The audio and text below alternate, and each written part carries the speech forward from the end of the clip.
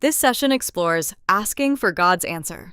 We will examine how childlike inquiry exposes the limits of human perception and opens us to a higher interpretation of events, based on insights from A Course in Miracles, Chapter 11, Section 9. Our first concept is the illusion of understanding. Conflict arises less from ignorance than from misplaced certainty. We rely on self-taught perceptions that are largely inaccurate. When we assume we already understand what we see, its true meaning is effectively lost to us. Here we see the unlearning curve.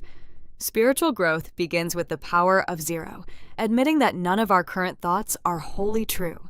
By emptying the cup of false certainty, we create space for genuine meaning to emerge over time through guided learning. This slide contrasts the adult and child minds. The adult mind assumes it knows, projects past pain onto the present, and resists help.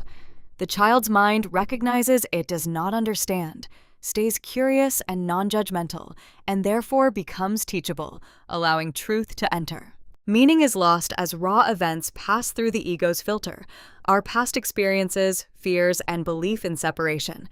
This filter distorts perception, producing sickness, division, and attack. As long as we trust this filter, we see no reason to seek a higher interpretation. We must choose a guide for interpretation. The ego begins with, "I already know," projects the past, and yields fear and separation. The Holy Spirit starts from, "I understand nothing," suspends judgment, and leads to unity, peace, and what the Course calls the real world.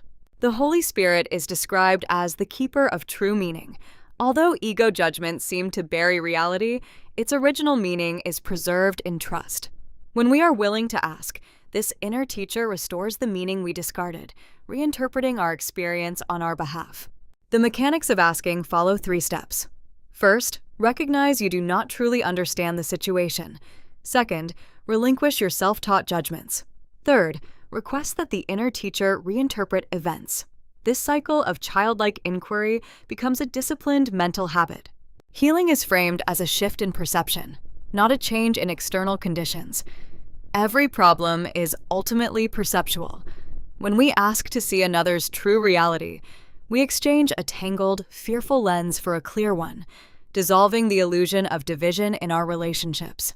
When we release our own interpretations and accept God's, we experience the real world. Only loving thoughts are recognized, divine help is perceived everywhere, and nothing is seen as beyond healing. In this state, sickness and separation lose their apparent reality. We close with a new default response to conflict or fear. I do not know the meaning of this. I am acting as my own teacher and have learned amiss. I ask for God's answer instead. Adopting this stance reestablishes a firm, humble beginning in every challenging moment.